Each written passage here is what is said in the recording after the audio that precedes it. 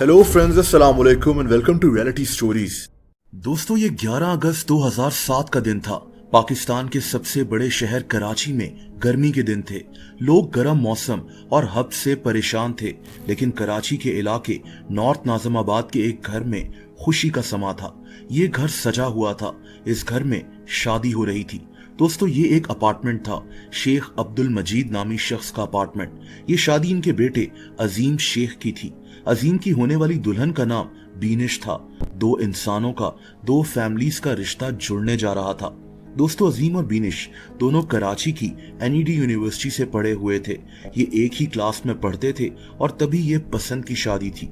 शादी से 2 साल पहले इनकी एंगेजमेंट भी हो चुकी थी। अजीम 28 साल का था और सीमेंस पाकिस्तान में नौकरी करता था, जबकि बीनिश 27 साल की थी। दोस्तों, इन दोनों का निकाह जुम्मे को हुआ था। इनकी रुखसती हो गई और अगले दिन यानी हफ्ते को इनका वलीमा होना था। लेकिन कौन जानता था कि एक शादी वाला घर बहुत जल्द एक मातम वाले घर में तब्दील होने वाला है। एक घर नहीं बल्कि 2 घर, अजीम और बीनिश दोनों के घरों में बहुत जल्द कोहराम मचने वाला था। दोस्तों, रुखसती के बाद अजीम और बीनिश सुबह के 4 बजे अपनी फैमिली के साथ अपने अपार्टमेंट में पहुंचे थे।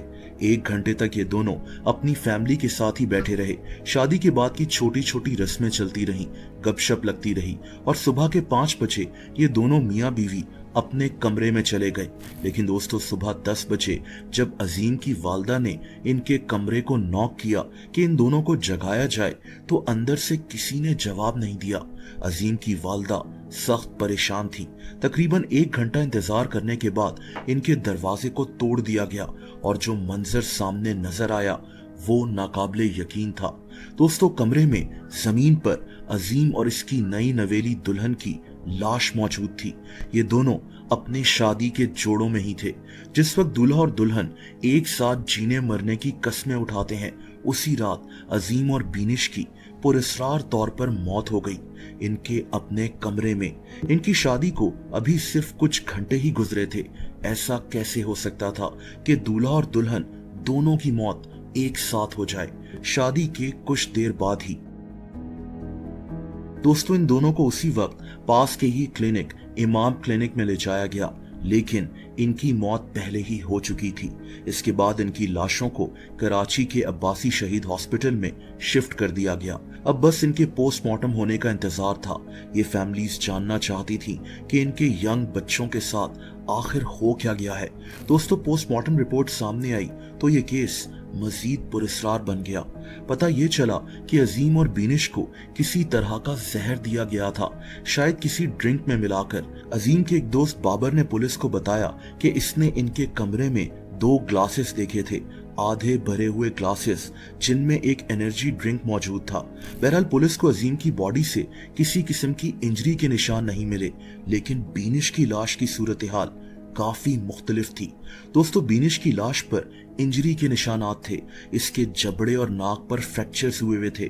इसकी लाश को देखकर साफ पता लग रहा था कि किसी ने इस पर तशद्दुद किया है, इसको मारने की कोशिश की है और बीनिश ने भी खुद को बचाने की भरपूर कोशिश की है। कुछ दिन के बाद एक अजीब बात सामने आई और वो ये कि बीनिश की मौत सुबह 5 से 6 बजे के दरमियान हुई थी, जबकि अजीम की मौत सुबह के 10:30 बजे के करीब हुई थी। यहाँ एक थ्योरी सामने आने लगी कि कहीं अजीम नहीं तो अपनी बीवी को मारकर बाद में जहर पी लिया हो और ये खुद भी मर गया हो। लेकिन ये केस इतना सिंपल नहीं था। इस कहानी में जो दिख रहा था शायद वैसा था नहीं। दोस्तों, पुलिस को पूरा शक था कि अजीम और बीनिश के कत्ल के पीछे इनकी फैमिली का ही कोई इंसान था।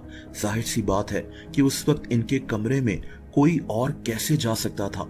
पुलिस के मुताबिक दूल्हा दुल्हन के कमरे को धो दिया गया था, वहां से चीजें हटा दी गई थीं। पुलिस को इनके कमरे से एक चश्मा भी मिला था। पहले तो ये पता ही नहीं लग रहा था कि ये चश्मा किसका है। पुलिस इन दोनों की फैमिली से सवाल करती रही, लेकिन किसी के पास इस सवाल का जवाब नहीं था। लेकिन फाइनली बीनिश के एक अंकल रज्जाक ने माना कि ये चश्मा इसका है। इसने माना कि ये पहले जानबूझकर पुलिस से ये बात छुपा रहा था, शायद ये डरा हुआ था। पुलिस को ये भी पता चला कि शादी की रात अजीम के कुछ रिश्तेदारों का फोटो सेशन पर झगड़ा हो गया था, शायद अजीम की फुप्पुओं या खालाओं का।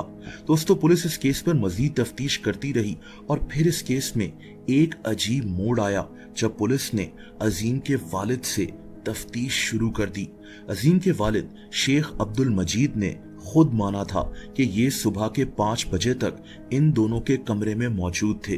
पुलिस ने इनसे मजीद सवालात किए और फिर जो कहानी पुलिस ने मीडिया को बताई वो अब मैं आपको बताता हूँ। दोस्तों इस केस को इन्वेस्टिगेट करने वाले ऑफिसर ने अपनी रिपोर्ट में इस कत्ल का इल्जाम अजीम के वालिद पर लगा दिया। इसके मुताबिक अजीम और बीनिश को गुलाब जामुन में जहर मिलाकर दिया गया था। इसी जहर की वजह से जब बीनिश की हालत खराब हो गई, ये होश में नहीं रही, तो इसके मुंह पर तकिया रखकर इसको मार डाला गया। बीनिश ने खुद को बचाने की भरपूर कोशिश की और तभी इस पर तशद्दुद भी किया गया, इसीलिए इसके जबड़े तक टूट चुके थे। इस दौरान अजीम भी वही जहर मिला गुलाब जामुन खाकर शायद होश में ही नहीं था और सुबह 10 बजे के बाद तक ये लड़का भी चल बसा। पुलिस का यह भी कहना था कि शेख अब्दुल मजीद सुबह 5 बजे तक इनके कमरे में ही मौजूद थे, इसलिए ताकि ये आदमी देख सकता कि इन दोनों पर जहर का असर कितना हो चुका है। दोस्तों ये पूरी कहानी इस केस को इन्वेस्टिगेट करने वाले ऑफिसर अशरफ ने बताई थी।